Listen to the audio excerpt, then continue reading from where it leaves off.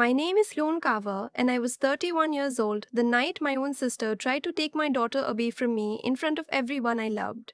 It happened at my father's 70th birthday party in the backyard of the house I grew up in, with the string lights my dad hung every summer glowing above our heads. I had no idea that the people I trusted most had spent months planning to destroy me. But before I tell you what my husband did when it all fell apart, something that made my mother drop her wine glass on the patio stones, make sure you hit that like button and subscribe to the channel. And tell me in the comments where you're watching from. I really do read every single one. Now let me start from the beginning. I should tell you first that I was never the favorite. I'm the younger of two girls, and from the time I could walk, my older sister was the one the relatives gathered around. She got the better grades, the prettier dresses, the parts in the school plays. My parents weren't cruel about it. They just had a way of looking at her like she was the answer to a question they'd been asking, and looking at me like I was something they still had to figure out. I learned to be quiet. I learned to be useful. I was the one who stayed late to do dishes after Thanksgiving, the one who drove 3 hours to take care of mom when she had her knee replaced. I told myself that being needed was its own kind of love. For 30 years, I believed it. I married a man named Wesley Tran when I was 26. He's a high school chemistry teacher, the kind of person who remembers the names of every kid he's ever taught and tears up at graduation. We didn't have much.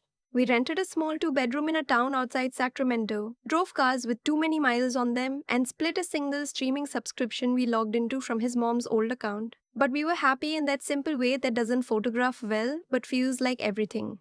When our daughter was born 3 years ago, we named her Posy, after Wesley's grandmother, and I swear the first time she lapped her whole hand around my finger, I understood every cliche I'd ever rolled my eyes at.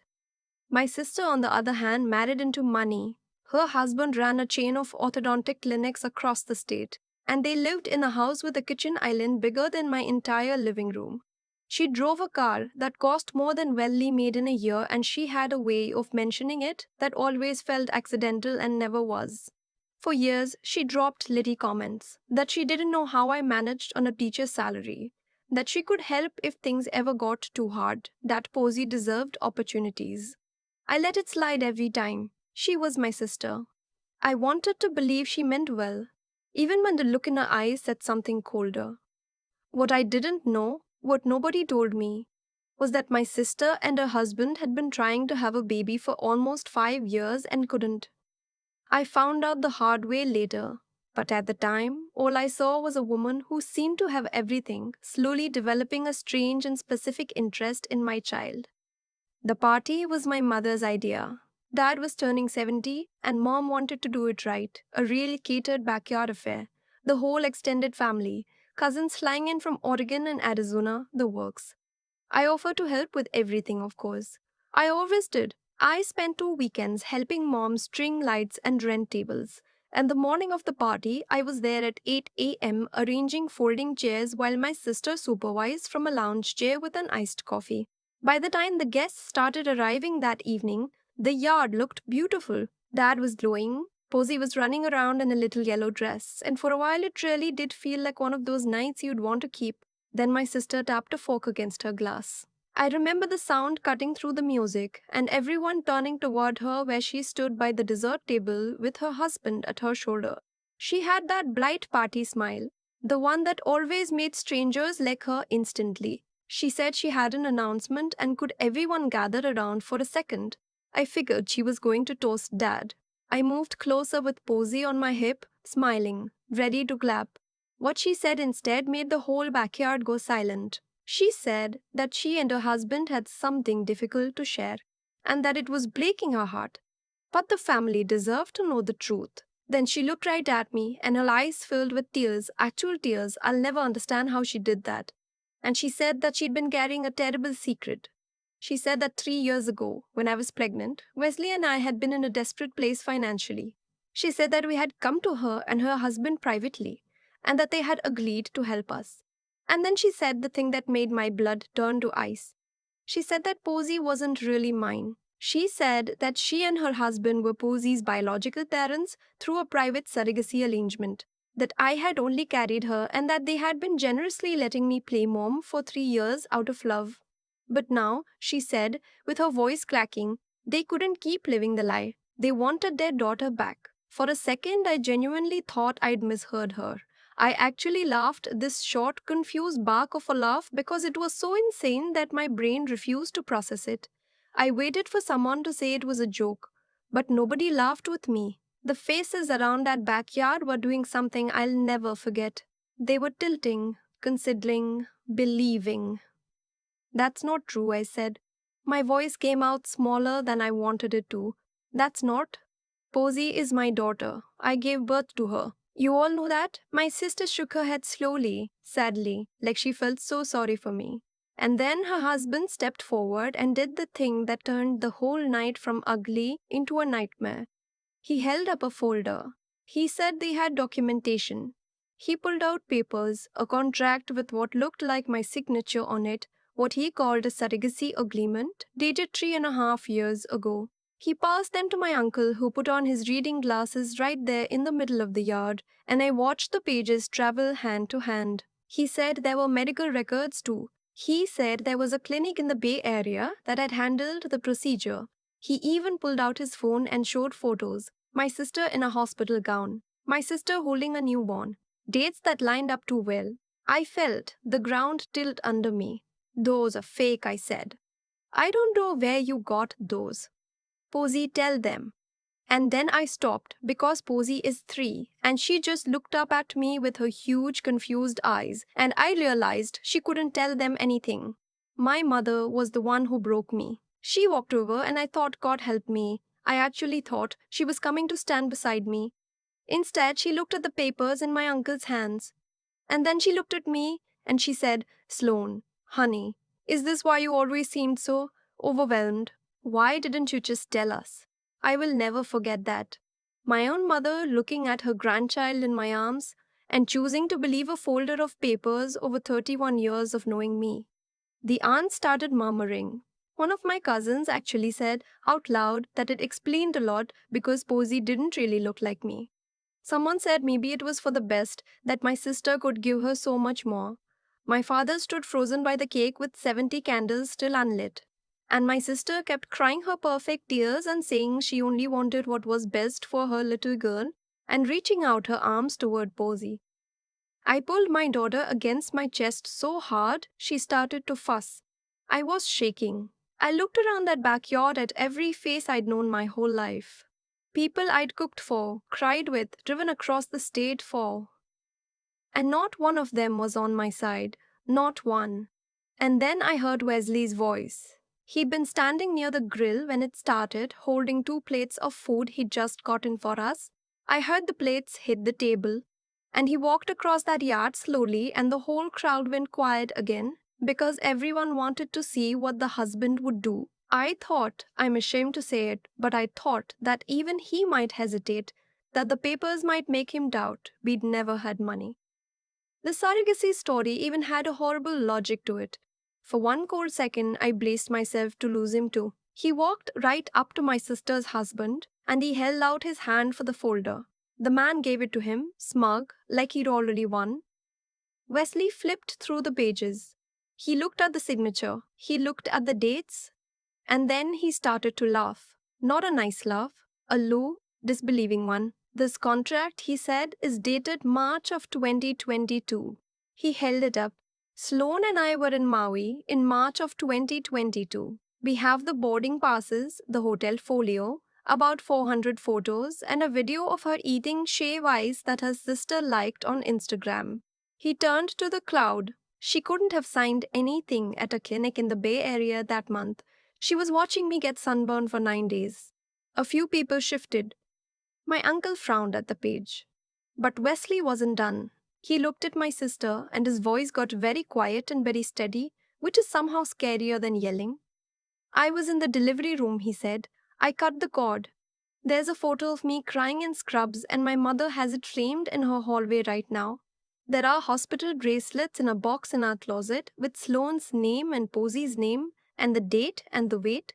There's a birth certificate filed with the county with our 2 names on it and no one else's. He turned to my mother. You were in the waiting room.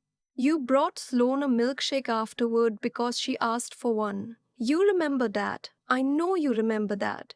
My mother's face changed. I watched it happen. The certainty drained right out of her.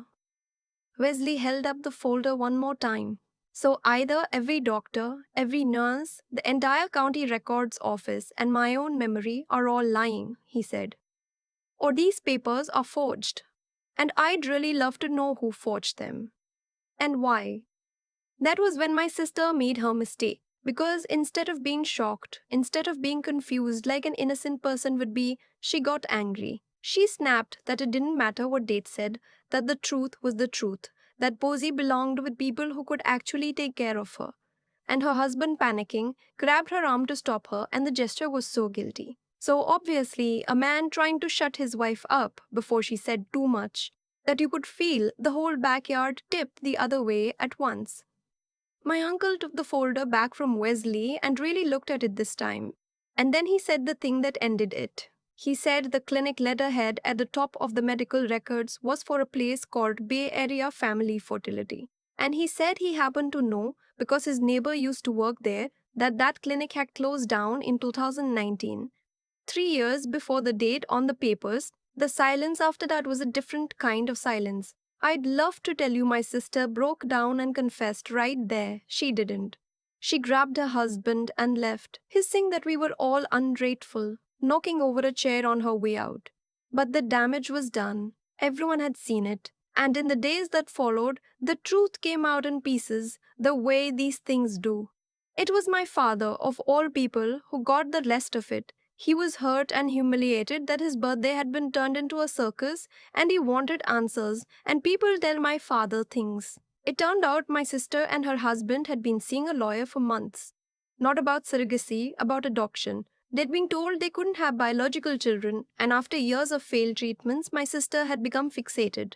And somewhere in that grief, she turned a corner that I still can't fully understand, and decided that since she couldn't have a child, and since I had one to spare and couldn't really afford her anyway, the fairest thing would be for her to have mine.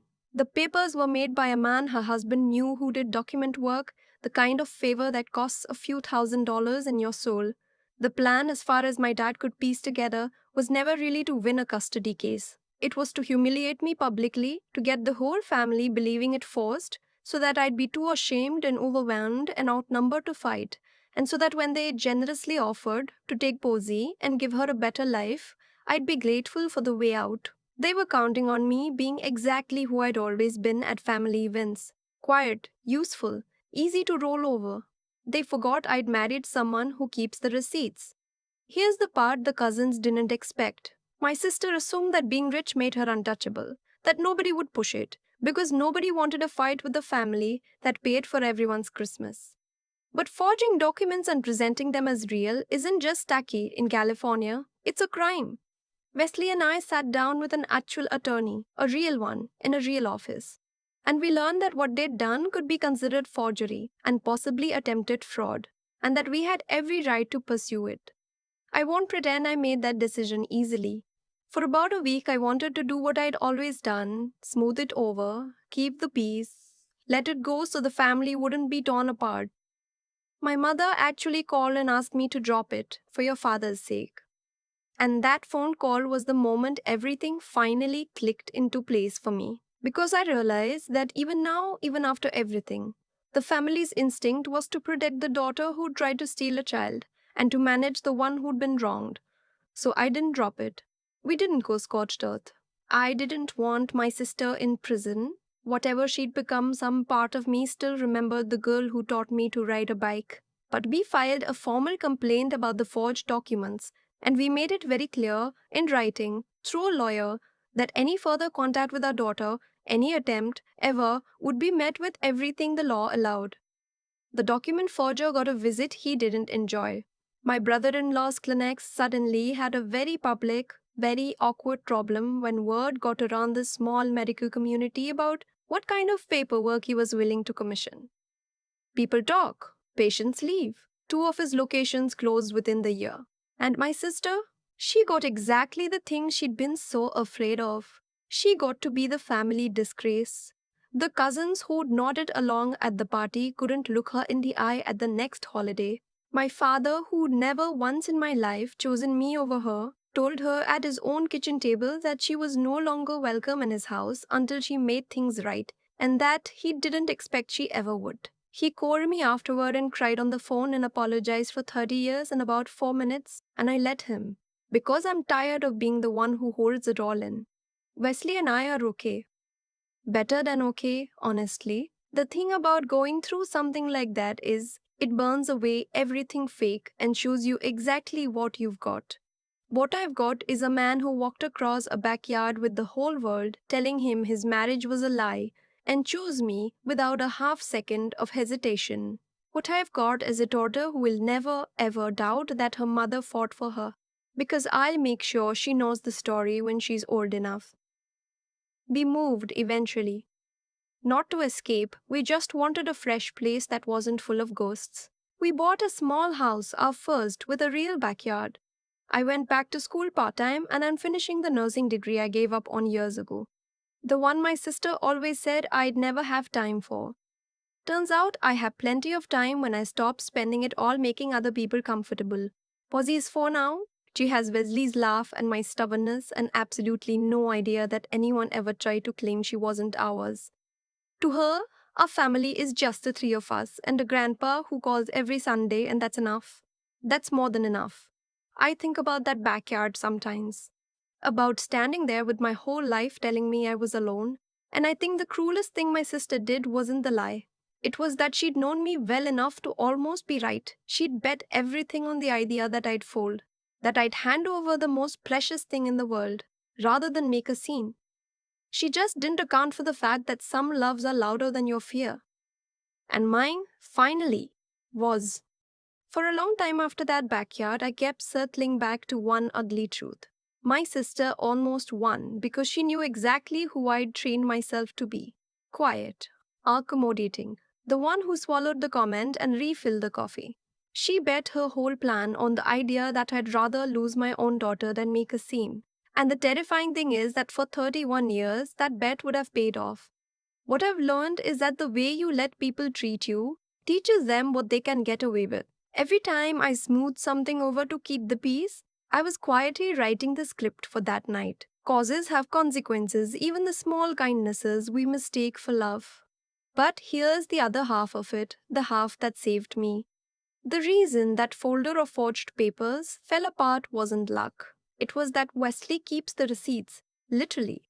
He is the kind of man who saves boarding passes and frames hospital bracelets and remembers what milkshake my mother brought me. When you actually pay attention to your own life, when you bother to know the truth in detail, no one can hand you a lie dressed up as a document and make it stick. Knowing things, really knowing them, is its own kind of armor. My sister had money and a good story. We had the facts won. And I think about character, the plain old fashioned kind. My sister had every advantage and used it to try to take a child from her own family. My father, who'd spent my whole life looking past me, finally did the harder, right thing and refused to protect the daughter who'd done wrong, even though it broke his heart. Doing the decent thing isn't about being soft. Sometimes it's the toughest choice in the room. What I'd want my daughter Posy to take from all of this, when she's old enough to hear, it's something simple. Be the kind of person whose word means something so that when you say, "This is the truth," people who know you believe you. Pay attention to your own life closely enough that no one can rewrite it for you. And find, somewhere inside, the spine to stand alone in a backyard full of people who've decided you're guilty. Because the people who love you most are not always the people standing next to you when it counts. I don't smooth things over anymore. I let conversations be uncomfortable. I say the true thing even when the room goes quiet, because I learned the hard way that the silence I thought was peace was really just me agreeing to disappear. My sister thought I'd fold. She forgot that fear can be louder than love right up until the second love decides it's had enough. Mine had had enough. And the woman who walked out of that backyard holding her little girl was someone I should have become a very long time ago.